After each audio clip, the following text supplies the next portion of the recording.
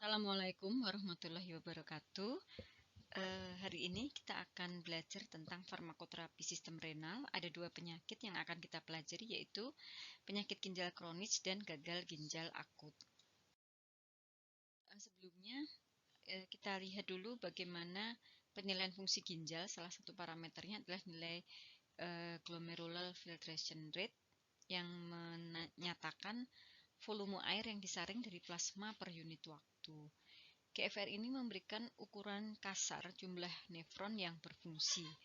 Normalnya nilai GFR pada pria 130 ml per menit per 1,73 meter persegi, sedangkan pada wanita 120. Nilai GFR ini tidak bisa diukur secara langsung sehingga digunakan kreatinin dan kreatinin clearance untuk mengantisipasi.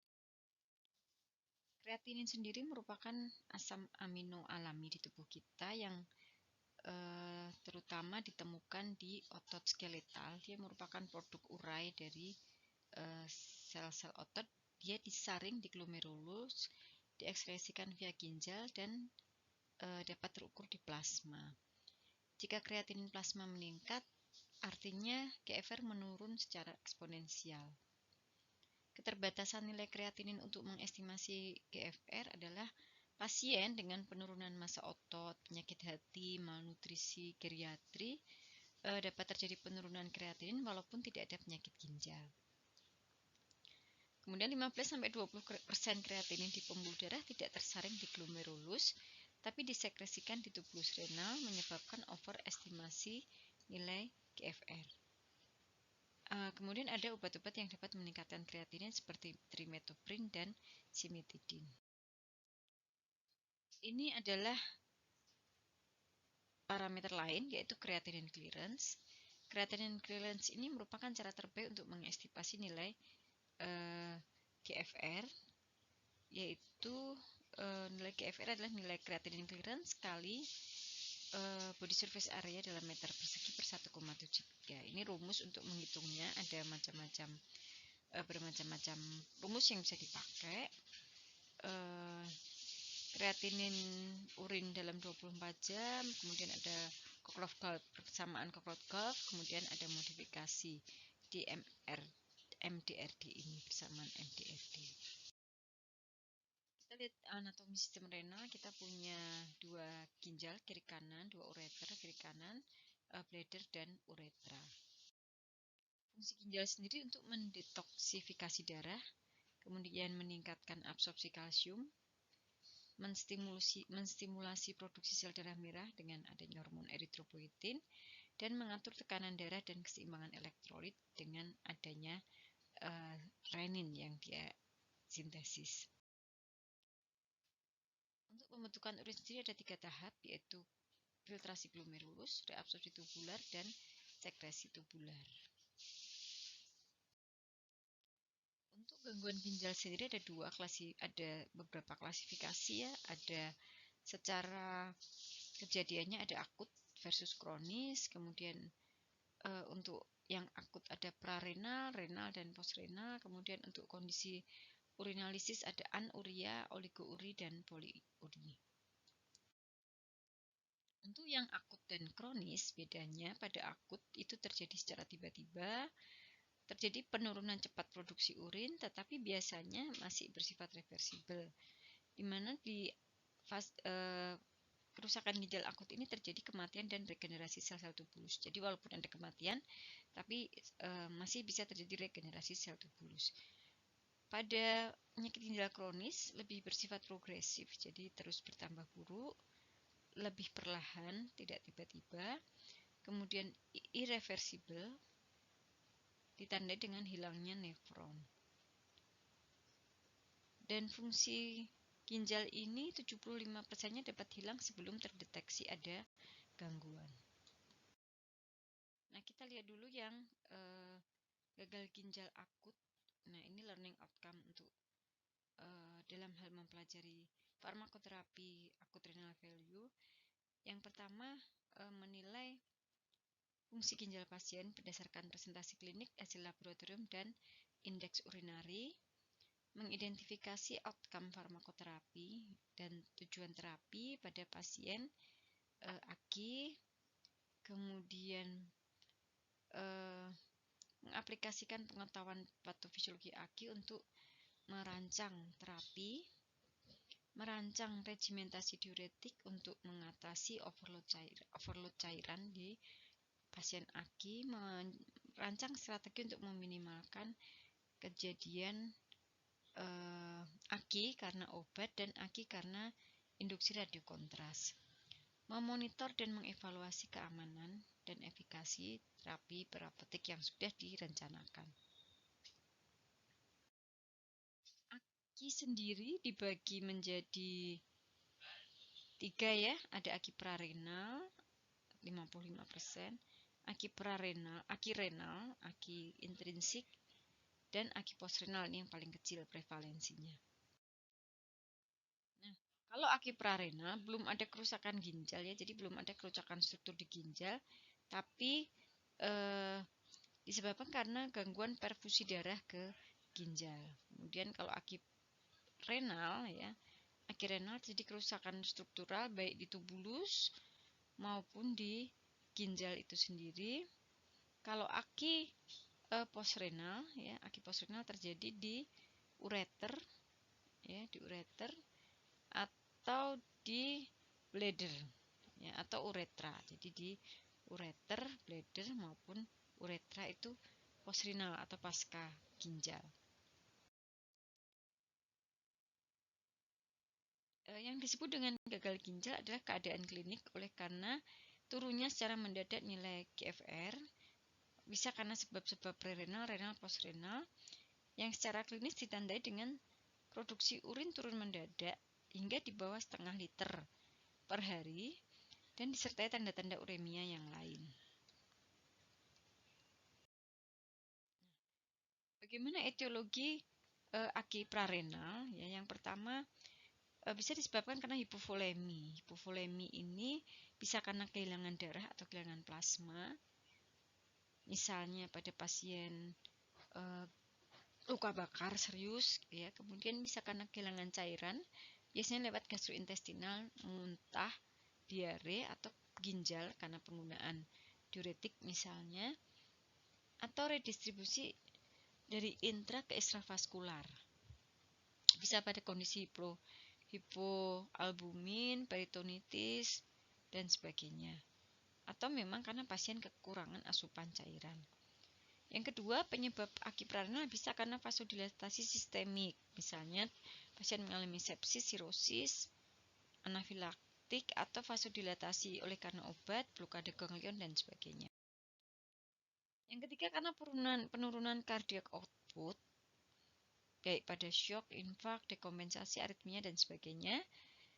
Kemudian bisa juga karena kegagalan autoregulasi, misalnya vasokonstriksi proglomerulus atau vasodilatasi postglomerulus karena obat.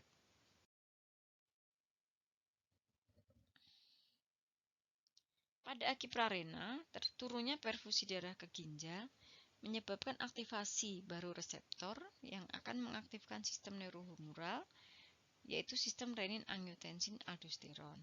Sehingga kemudian terjadi vasokonstriksi sistemik, menahan garam dan air, retensi garam dan air, sehingga tekanan darah dan volume darah dapat dipertahankan.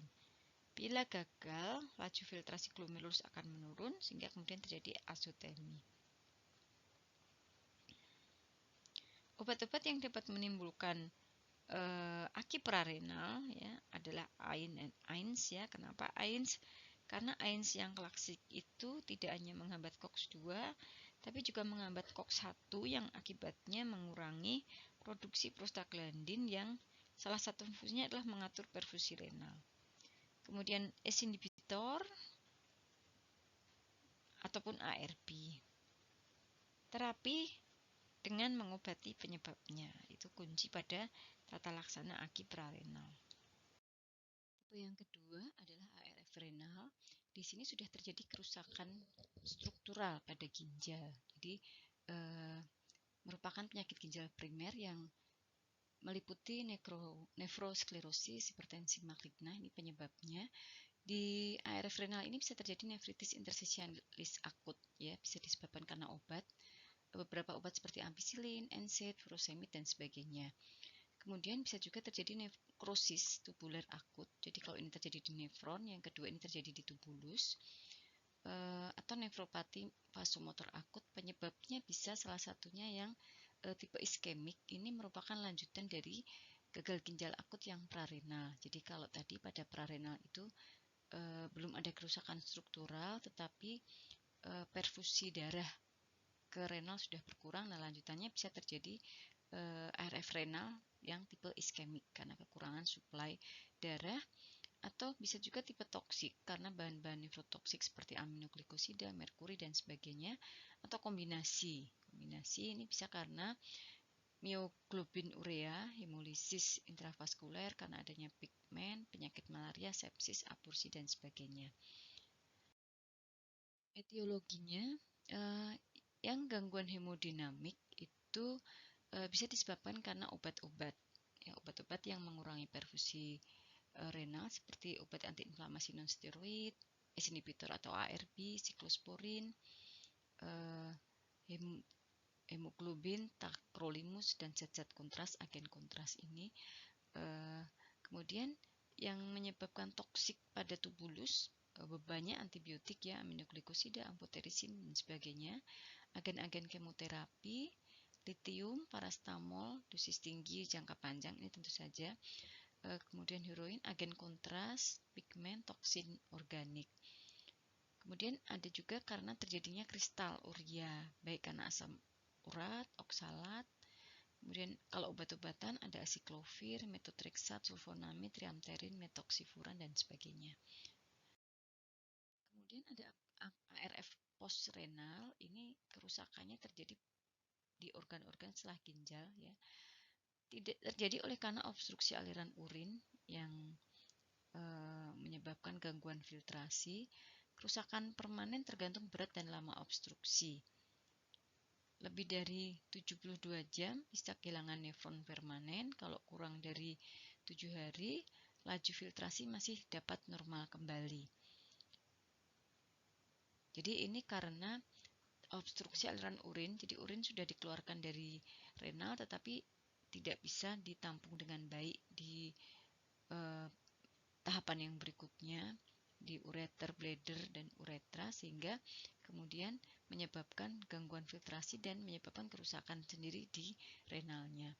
Penyebabnya bisa urolithiasis, jadi memang hiperuresimia itu tidak hanya menyebabkan arteritis gout, tapi bisa menyebabkan urolithiasis ya, terbentuknya kristal asam urat, ini yang justru lebih berbahaya. Masalah di kelenjar prostat seperti BPH atau tumor, fibrosis retroperitoneal, dan bila ada tumor di organ lain bisa terjadi pendesakan tumor yang kemudian menyebabkan aki postrenal ini. Ini gejalanya, turunnya output urin, kemudian udem terutama di ekstremitas bawah, gangguan mental, gagal jantung, nausea vomiting, gatal, anemia, pucat, rasa kedingin, dan kulit berkeringat. Untuk menegakkan diagnosis ARF ya perlu diperjelas ya untuk mengklasifikasikan ketiga golongan ARF ini. Kenapa harus ditegakkan dengan jelas? Karena nanti tata laksananya tentu saja berbeda. Jadi parameternya ada rasio bun dan kreatinin, ini angkanya ya sangat tinggi pada prarenal ya, pada intrinsik dan renal sekitar 10-20. Kemudian gravity spesifik urin ya, osmolaritas urin, natrium di urin, kemudian fraksi ejeksi Na, fraksi ekskresi Na, kemudian urin kreatinin, ya, rasio urin kreatinin dan plasma kreatinin, kemudian mikroskopik dari urin. Jadi urinalisis apakah normal atau ada kabut gitu ya, atau kalau pada intrinsik renal ini pasti banyak temuan-temuan pada urinalisis, hasil mikroskopik urinalisis. Misalnya pada ATN ada butir-butir granular yang berwarna gelap ya. Kemudian ada sel epitel renal, bisa ditemukan red blood cell, white blood cell gitu ya. Jadi ada sel-sel darah dan sebagainya. Kalau pada postrenal urinalisisnya malah biasanya normal atau hanya ditemukan kabut. Kemudian bagaimana tata laksana akut renal value ini? Nah, tadi tindakannya berdasarkan diagnosis, apakah aki prarenal, renal, atau postrenal. Kemudian harus segera mengatasi kondisi yang mengancam jiwa dan identifikasi penyebab jika memungkinkan. Seperti misalnya aki prarenal itu penyebabnya bisa hipovolemi. Kemudian kalau agen-agen toksik dia menyebabkan aki yang mana gitu. Atau adanya obstruksi pada aki postrenal. Terapinya dengan hidrasi, ya hidrasi pada hipovolemi. Kemudian kalau agen toksik ya harus hindari obat. Hentikan semua agen yang nefrotoksik. Pada obstruksi postrenal maka harus diperbaiki kerusakannya apa, misalnya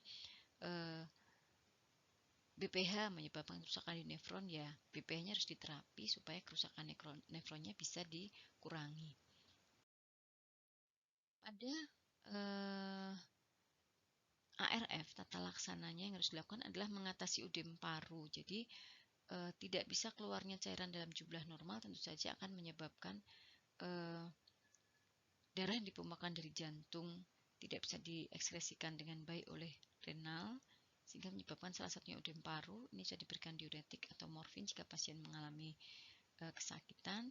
Mengatasi kondisi hiperkalemi, pemberian diuretik untuk mengatasi hipervolemi.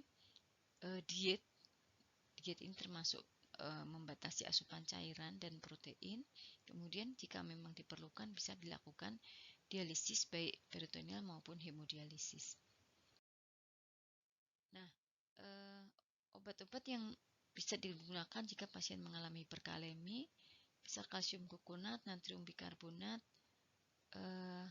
insulin, kaeksalat, furosemid, albuterol, dan bisa juga kemudian dilakukan hemodialisis. Pada kondisi udem ya bisa dilakukan terapi diuretik, pemilihan IV atau oralnya, ya bisa IV bisa oral, nanti tergantung pada creatinine clearance ya. Kalau creatinine clearance-nya masih tinggi 25 sampai 75, ini furosemid IV ya bisa bolus.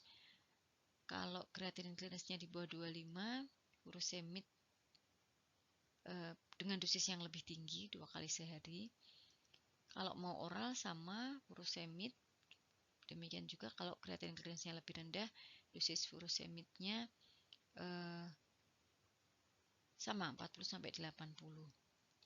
Kalau kemudian pasien sudah euvolemi, maka lanjutkan regimentasi saat ini. Jika hipovolemi maka harus segera dihentikan diuretik ini, dinilai kembali status volume atau turunkan dosis diuretik jika diperlukan. Tapi kalau pasien masih hipervolemi maka bisa ditingkatkan dosis diuretik.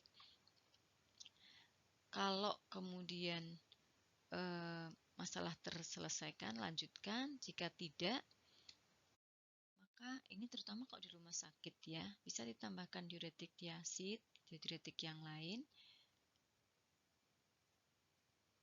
Kemudian bisa diturunkan kalau sudah teratasi, bisa diturun kalau belum teratasi juga bisa diturunkan intervalnya ya, jadi dipersering gitu ya, atau ditingkatkan dosis loopnya hingga maksimum ya, ini dosis maksimum. Tetapi jika tidak juga segera euvolemi, berarti terutama untuk pasien di rumah sakit ya, jika masih ada hipervolemi maka dilanjutkan dengan infus loop diuretik ya, jadi diuretiknya continuous bukan lagi bolus, atau dikombinasi diuretik loop ini dengan albumin pada pasien yang ada sindrom nefrotik. Kemudian jika perlu dilakukan dialisis. Kenapa diuretik loop ini perlu diberikan kemudian secara IV drip? Itu untuk meningkatkan efikasi dan untuk mengurangi efek samping dari diuretik furosemid. Nah, untuk tata laksana farmakologinya, jika pasien mengalami ARF gitu ya, ada dopamin dan diuretik, tetapi tidak terlalu banyak keuntungan gitu ya, walaupun dopamin pada dosis rendah itu meningkatkan aliran darah ginjal dan dapat meningkatkan GFR. Tapi efikasinya memang tidak terlalu signifikan. Kalau diuretik loop hanya digunakan untuk pasien yang mengalami UDEM dan dia memang menurunkan menurunkan konsumsi oksigen di tubuh dan dengan cara mengurangi resorpsi solut. Gitu ya. Ini dosis furosemid yang bisa digunakan. Bisa juga menggunakan fenoldopam jika fenoldopam ini mekanisme kerjanya dia merupakan agonis reseptor dopamin A1 selektif. Dia meningkatkan aliran darah ke korteks renal sehingga mencegah perkembangan memburuknya acute renal failure.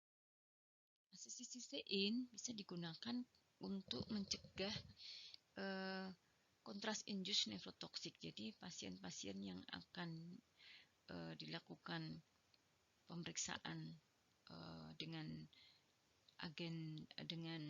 radiologi misalnya, dia butuh agen kontras untuk memberikan kontras yang jelas pada hasil fotonya sehingga bisa diberikan, dan agen kontras ini umumnya merupakan radikal ya, jadi bisa diberikan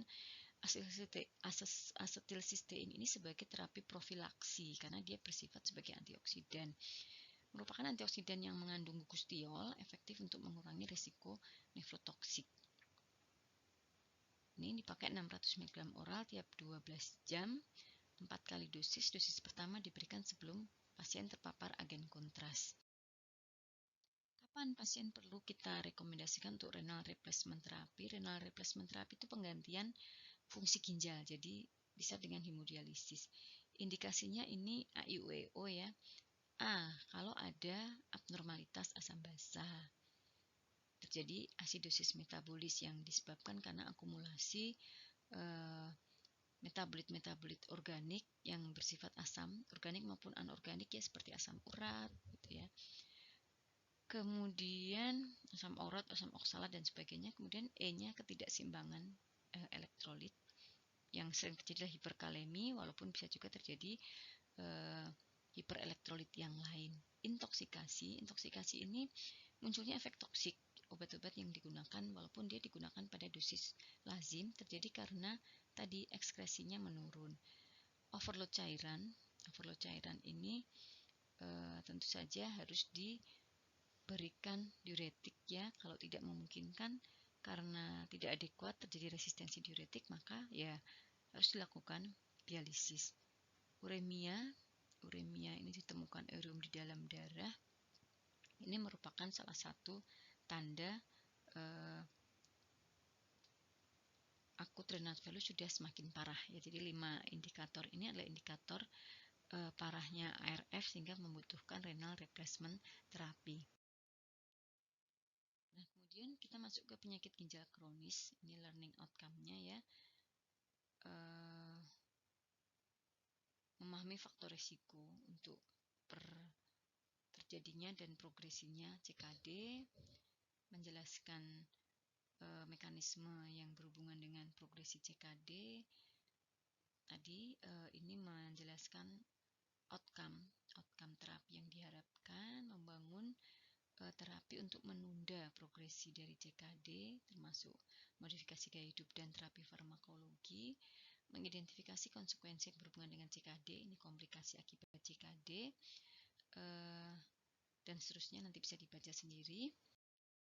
Kemudian ini penyakit ginjal kronis. Pada kondisi normal ada sekitar 2 juta nefron dalam ginjal yang bekerja sebagai filter. Ada 3 tahapan kan, filter, reabsorpsi, dan ekskresi berbagai cairan dan solut. Jadi ginjal ini merupakan regulator utama keseimbangan natrium dan air. Tadi kalau ada kegagalan ginjal akut, ARF akut yang terjadi terus-menerus berulang, maka cenderung menjadi CKD. CKD ini disebut juga chronic renal insufficiency dan merupakan penyakit yang progresif ya, progressive kidney disease, didefinisikan sebagai hilangnya fungsi renal secara progresif, terjadi pada jangka panjang beberapa bulan hingga tahun, dengan ciri perubahannya bertahap.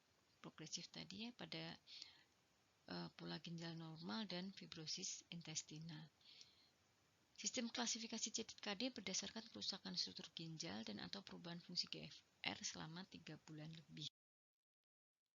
Sering disebut sebagai silent epidemic karena memang tanpa gejala gitu ya. Pasien umumnya tidak menyadari bahwa dia mengalami kerusakan ginjal. Tanda-tanda baru muncul setelah dia mengalami stage 3 ke atas ya. Sehingga perlu cek rutin serum kreatinin ya, disebut CKD bila nilai serum kreatinin lebih dari 1,2 hingga 1,5 mg per desiliter. Prevalensi CKD mirip dengan kondisi penyakit kronis lain seperti hipertensi, DM, kardiovaskular. Kemudian faktor risiko ada tiga kategori, yaitu faktor risiko inisiatif atau suspek ya, atau kerentanan, inisiatif, dan progresif. Bisa kita lihat pada tampil nanti di belakang ada, ini kategori CKD berdasarkan nilai GFR ya. Ini kalau sudah sangat rendah GFR-nya di bawah 15, ini sudah disebut gagal ginjal. Jadi gagal ginjal adalah stage terakhir, gagal ginjal kronis ya, adalah stage terakhir dari CKD. Makanya biasanya disebut sebagai end stage renal disease, sudah butuh dialisis di sini biasanya.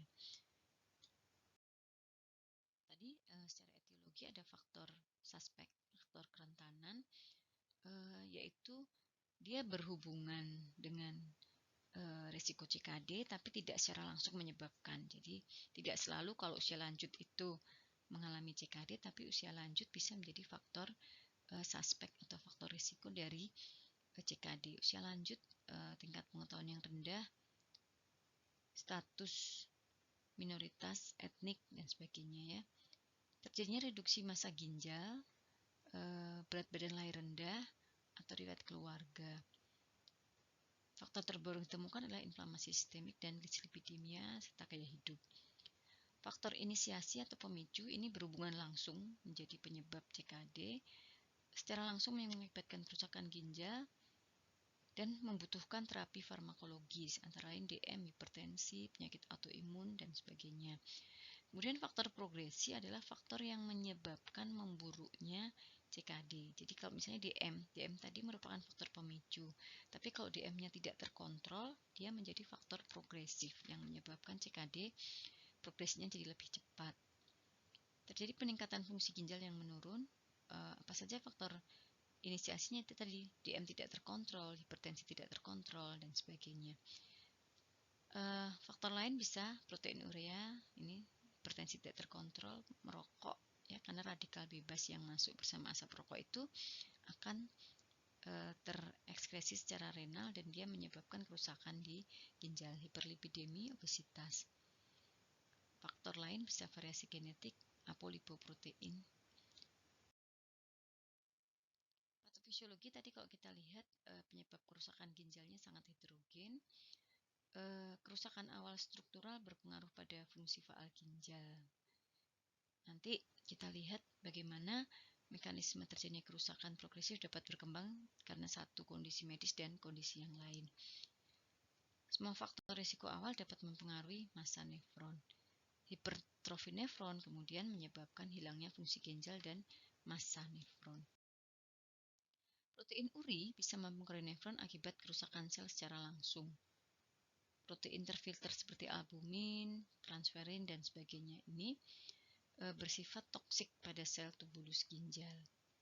Jadi kalau sampai glomerulus rusak, maka protein yang ada di darahnya, awalnya nefron glomerulus rusak, kemudian protein yang ada darah tidak tersaring ya, dia lolos, kemudian dia sampai di tubulus. Nah di tubulus itu dia toksik, dia menyebabkan kerusakan tubulus. Protein uri ini mengaktifasi komponen komplement ya pada membran apikal tubulus proksima, sehingga akumulasinya bisa menyebabkan kerusakan nefropati protein uri progresif, yaitu struktur unit nefron, dan bisa menyebabkan reduksi GFR. Nah, ini bagaimana progresi penyakit renal dipengaruhi oleh banyak kondisi ya, seperti DM, kemudian tadi kerusakan patogen di awal, kerusakan ginjal di awal tadi, dan hipertensi sistemik serta hiperlipidemia. Adanya kerusakan awal di ginjal tadi bisa karena kerusakan glomerulus yang kemudian menyebabkan berkurangnya area filtrasi. Kemudian kalau area filtrasi berkurang, ginjal melakukan perubahan hemodinamik adaptif diantara dengan meningkatkan aliran glomerulus dan meningkatkan tekanan kapiler di glomerulus. Ini semua menyebabkan hipertrofi glomerulus, injuri epitel, kerusakan endotel, dan kerusakan di mesangial. Yang kemudian kerusakan di endotel ini menyebabkan terjadinya protein urea dan seterusnya sampai kemudian terjadi memburuknya fungsi ginjal. Demikian juga kalau DM ya, DM itu kalau tidak terkontrol menyebabkan terbentuknya produk urai glukosa ya, produk urai glukosa yang radikal. Tadi dia menyebabkan berkurangnya area filtrasi dan menyebabkan progresi dari penyakit ginjal. Kondisi hipertensi sistemik ini menyebabkan peningkatan tekanan kapiler di glomerulus dan seterusnya, memberikan efek-efek di bawah ini. Hiperlipidemia juga demikian, dia bisa menyebabkan kerusakan mesangial, aterosklerosis, adanya plak aterosklerosis yang tadi terkait dengan hiperlipidemia juga bisa mengurangi area filtrasi dan seterusnya hingga menjadi penyebab progresif dari renal disease. Gambaran klinisnya CKD sering asimptomatis ya, tanpa gejala, terutama pada pasien yang punya penyakit lain. Ya. Riwayat penyakit keluarga dengan penyakit ginjal dapat dipakai sebagai screening CKD melalui tes serum kreatinin dan sebagainya, parameter fungsi ginjal lain. Kerusakan ginjal secara klinis dapat diketahui berdasarkan interpretasi kadar protein urea dan albumin urea. Pasien CKD tingkat 1-2 masih asimptomatif, tapi pada tingkat 3 dan 5 sudah mulai ada gejala atau gangguan seperti asidosis, anemia, malnutrisi, gangguan abnormalitas kalsium ya, abnormalitas kalsium, fosfat, cairan, dan elektrolit. Ini sudah menjadi tanda dari CKD stage 3 hingga 5. Ini perhitungan protein urea ya. Jadi protein urea ini bisa dengan pengumpulan urin 24 jam ya, ditampung selama 24 jam untuk menghitung total ekskresi albumin ya. Jadi jumlah protein atau albumin dalam 24 jam disebut normal, mikroalbumin urea atau sudah albumin urea, ini parameternya. Kemudian bisa spot collection ya, protein bisa dilihat dari nilai kreatinin rasio ya. Kemudian bisa juga rasio albumin kreatinin, atau bisa dikumpulkan urin dalam waktu-waktu tertentu untuk melihat berapa mikrogram protein dalam 1 menit misalnya. Untuk tata laksananya, saat ini tidak ada terapi ya untuk penyakit ginjal kronis. Yang diterapi adalah faktor risikonya, tadi penyakit-penyakit yang menyebabkan progresi, dan tujuannya untuk mengurangi terjadinya komplikasi lebih lanjut atau memburuknya CKD menjadi end-stage renal disease. Untuk terapi non-farmakologinya, yang jelas diet reduksi protein ya, manfaatnya karena sedikit ya sebetulnya, karena diet rendah protein cenderung menyebabkan terjadinya malnutrisi. Jika intake proteinnya rendah 0,75 kg per kilo per hari, pasien tidak mampu mencukupi status nutrisinya, apalagi kalau kemudian diturunkan lagi pada pasien CKD. Yang terapi farmakologi tujuannya untuk mengendalikan kondisi yang mempengaruhi fungsi ginjal. Tadi faktor-faktor resikonya itu yang diterapi, biasanya dengan ACE inhibitor atau ARB. Untuk penyakit ginjal kronis yang disertai dengan diabetes, ada 3 cara terapi ya, intensif insulin terapi,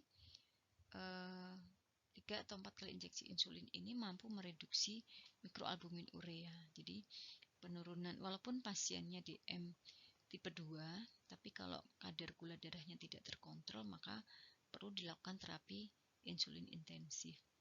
Kemudian pengendalian optimal hipertensi, jadi tekanan darah pada pasien DM tipe 1-2 harus terkontrol. Nah, ini mampu mengurangi progresi dari CKD.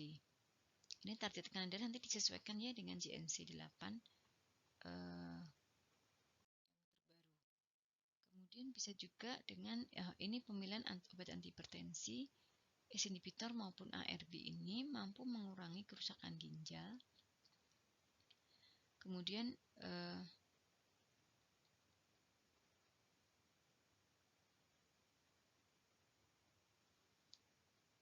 ini ada sebuah hasil studi gitu ya, hasil studi pengurangan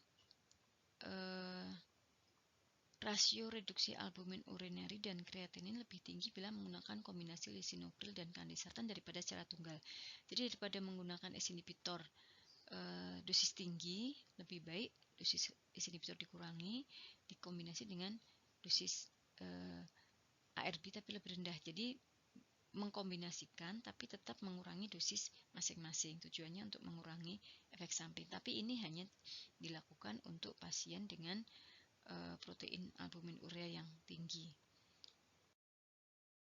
Kemudian untuk pasien CKD tanpa DM, ya pasien CKD tanpa DM, maka diberikan agen antihipertensi sampai tekanan darah terkontrol, gitu ya, menurunkan tekanan darah. Penurunan tekanan darah ini mampu mengurangi gangguan kardiovaskular dan ginjal. Pilihan utamanya ACE inhibitor dan ARB karena mereduksi tekanan intraglomerular dan mampu mereduksi protein urea. Kemudian pasien jika mengalami hiperlipidemia, maka harus ditata laksana ini hiperlipidemianya ya, menggunakan statin dan gemfibrozil. Dia bisa digunakan untuk pasien CKD dengan atau tanpa protein urea. Tujuannya untuk mengobati hiperlipidemia atau menurunkan risiko penyakit kardiovaskular, aterosklerosis progresif. Jadi tadi penyakit kardiovaskular, penyakit renal yang disebabkan aterosklerosis. Kemudian berhenti merokok karena tadi nikotin ini bisa meningkatkan ekskresi albumin urea. Kemudian kalau terjadi komplikasi anemia, maka harus diterapi karena anemia yang lama justru memperburuk CKD. Ini algoritma terapi tata laksana CKD pada pasien CKD yang mengalami DM dan hipertensi. Ini target tekanan darahnya ya, 140 atau 130 itu tergantung ekskresi albumin urin yang tadi yang ditampung dalam 1 hari. Kemudian target HbA1c-nya sekitar 7, target kadar gulanya menyesuaikan ya. Jadi pasien yang CKD harus di screening apakah dia DM-nya terkontrol atau tidak ya. Jadi pasien diabetes merupakan faktor risiko dari CKD. Jadi pasien diabetes harus di screening fungsi ginjalnya secara periodik. Kalau pasien ini pasien DM ini mengalami penurunan fungsi ginjal, maka pemakaian metformin bisa dilanjutkan jika nilai GFR-nya lebih besar sama dengan 45. Tapi kalau lebih rendah, maka harus dikaji lagi, kalau perlu dihentikan jika GFR-nya sangat rendah di bawah 30. Tergantung urin ekstraksi albumin ya, bisa mulai digunakan ACE inhibitor atau ARB ya. Jika di atas 30 mg per hari, bisa digunakan ACE inhibitor atau ARB untuk mencapai target. Jika kemudian urin ekstraksi albuminnya sudah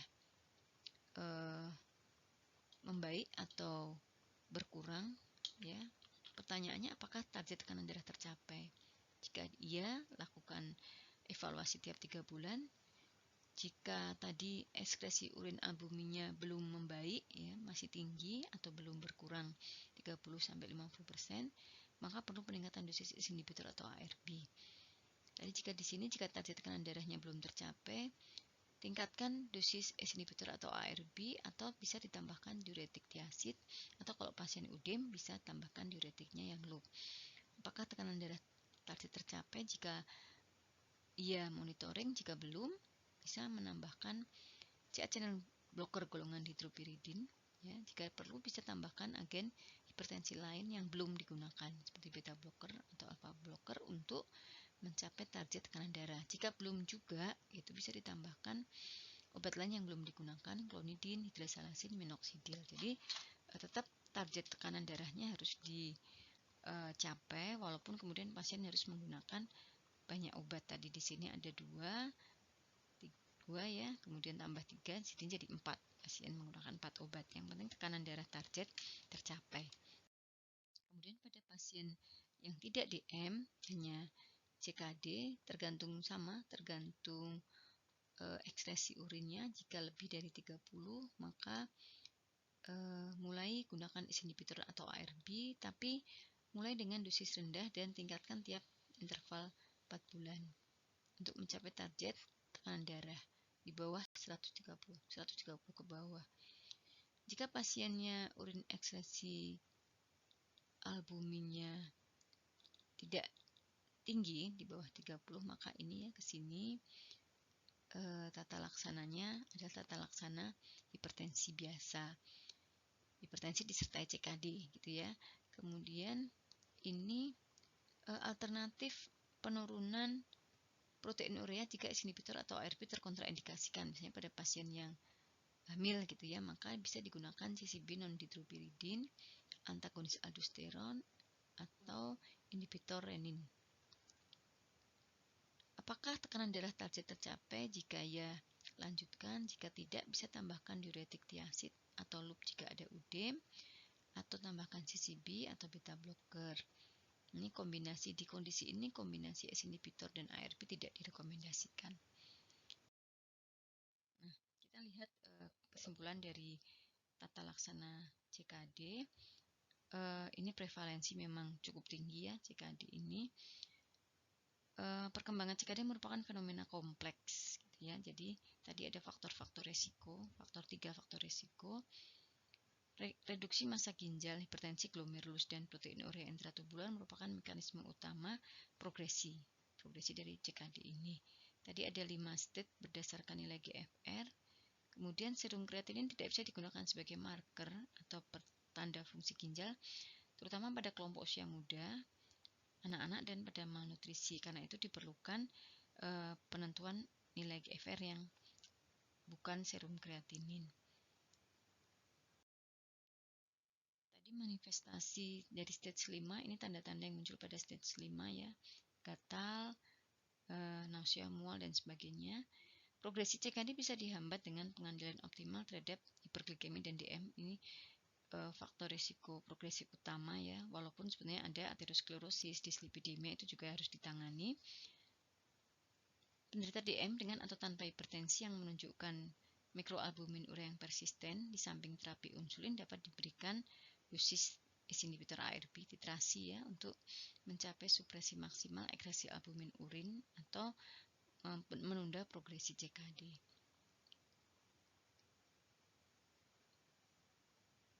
ACE inhibitor atau ARB sebagai tata laksana farmakolog utama CKD karena efek hemodinamik dan reduksi tekanan darah, sehingga perkembangan CKD bisa diperlambat. Terapi pendukung ini diet ya, restriksi protein, obat penurun lipid, berhenti merokok, dan tata laksana anemia. Demikian penjelasan singkat tentang penyakit ginjal kronis maupun gagal ginjal akut, tapi masih sangat singkat ya, jadi rangkuman saja sehingga Anda masih perlu membaca sendiri buku-buku farmakoterapi penyakit ginjal atau panduan-panduan tata laksana ginjal di Indonesia. Terima kasih. Wassalamualaikum warahmatullahi wabarakatuh.